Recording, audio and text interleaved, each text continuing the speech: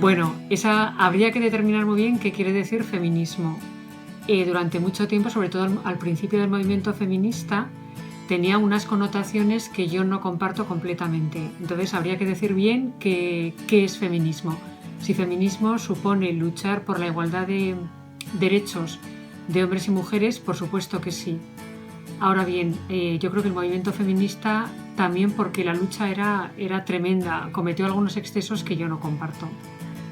Yo creo que desde pequeña, también por los años en que yo crecí, ¿no? Yo creo que aunque no viví en primera persona la revolución del año 68, sí que en mi época en la universidad, por ejemplo, el 68, aunque no habláramos tanto de él, estaba muy presente. Entonces sí que, por ejemplo, eran años en los que a mí me molestaba muchísimo la idea, por ejemplo, de tener compañeras de clase que podían haber venido a la universidad para buscar novio.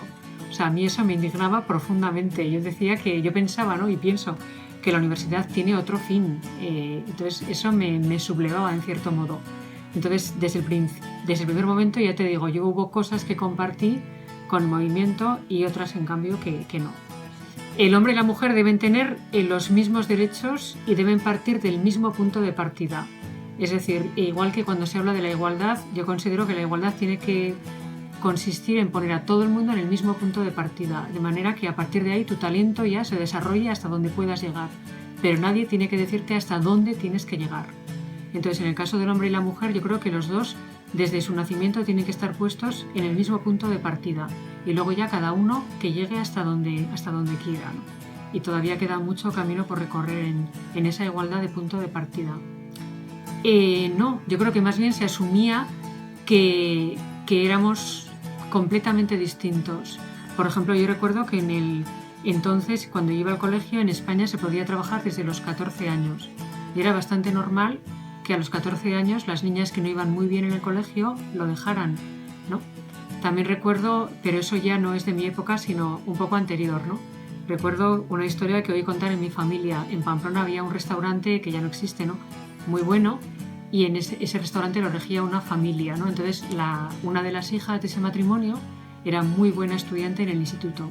Entonces los profesores de la chica dijeron a sus padres, Irene debería estudiar más, debería seguir estudiando.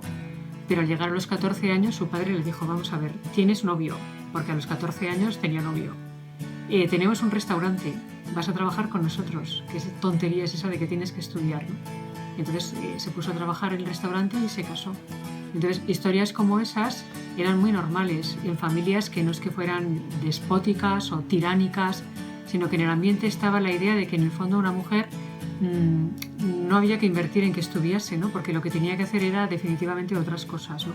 Casarse, tener hijos, ayudar en el negocio familiar, porque quién mejor que alguien de la familia podía hacerlo, ¿no?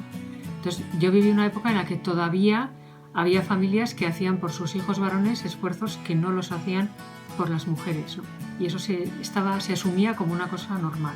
No, no, no.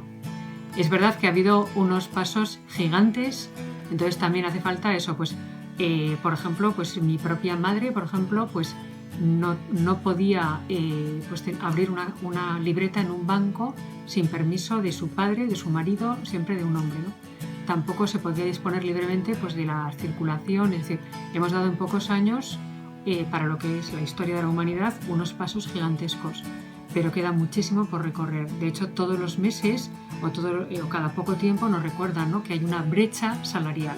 Es decir, que por el mismo trabajo todavía hoy una mujer gana menos que un hombre. Incluso en el ámbito de la universidad hay muy pocas mujeres en España que sean rectoras de universidad.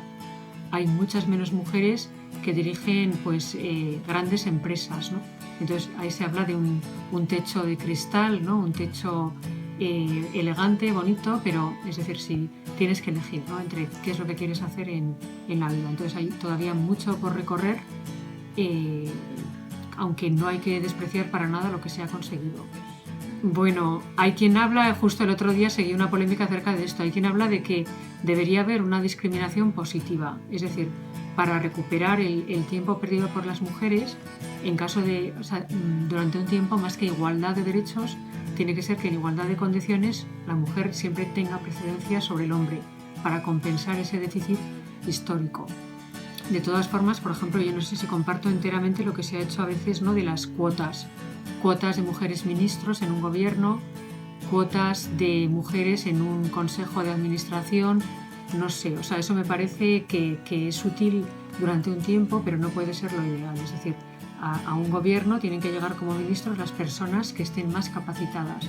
Cuando no sea necesario aplicar las cuotas, entonces podremos hablar de que realmente se ha conseguido la igualdad, ¿no?